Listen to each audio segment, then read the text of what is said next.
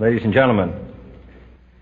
The very word secrecy is repugnant in a free and open society, and we are, as a people, inherently and historically opposed to secret societies, to secret oaths, and to secret proceedings. We decided long ago that the dangers of excessive and unwarranted concealment of pertinent facts far outweighed the dangers which are cited to justify it. Even today, there is little value in opposing the threat of a closed society by imitating its arbitrary restrictions. Even today, there is little value in ensuring the survival of our nation if our traditions do not survive with it. And there is very grave danger that an announced need for increased security will be seized upon by those anxious to expand its meaning to the very limits of official censorship and concealment. That I do not intend to permit to the extent that it's in my control. And no official of my administration, whether his rank is high or low, civilian or military, should interpret my words here tonight as an excuse to censor the news, to stifle dissent, to cover up our mistakes, or to withhold from the press and the public the facts they deserve to know. For we are opposed around the world by a monolithic and ruthless conspiracy that relies primarily on covert means for expanding its sphere of influence, on infiltration instead of invasion, on subversion instead of elections, on intimidation instead of free choice, on guerrillas by night instead of armies by day. It is a system which has conscripted vast human and material resources into the building of a tightly knit, highly efficient machine that combines military, diplomatic, intelligence, economic, scientific, and political operations. Its preparations are concealed, not published.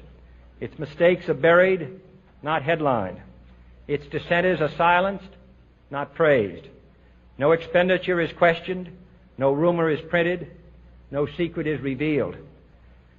No president should fear public scrutiny of his program, for from that scrutiny comes understanding, and from that understanding comes support or opposition, and both are necessary. I am not asking your newspapers to support an administration, but I am asking your help in the tremendous task of informing and alerting the American people. For I have complete confidence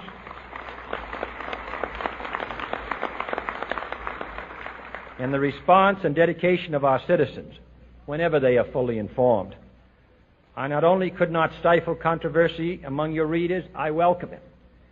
This administration intends to be candid about its errors.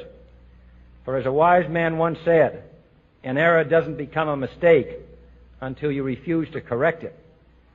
We intend to accept full responsibility for our errors, and we expect you to point them out when we miss them. Without debate, without criticism, no administration and no country can succeed, and no republic can survive. That is why the Athenian lawmaker Solon decreed it a crime for any citizen to shrink from controversy.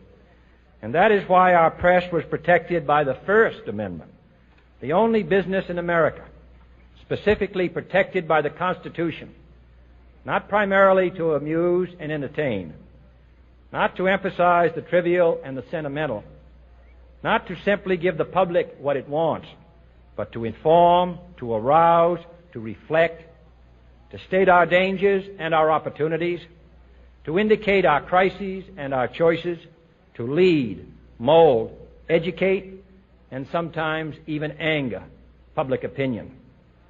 This means greater coverage and analysis of international news, for it is no longer far away and foreign, but close at hand and local. It means greater attention to improved understanding of the news, as well as improved transmission. And it means, finally, that government at all levels must meet its obligation to provide you with the fullest possible information outside the narrowest limits of national security. And so it is to the printing press, to the recorder of man's deeds, the keeper of his conscience, the courier of his news, that we look for strength and assistance, confident that with your help, man will be what he was born to be, free and independent.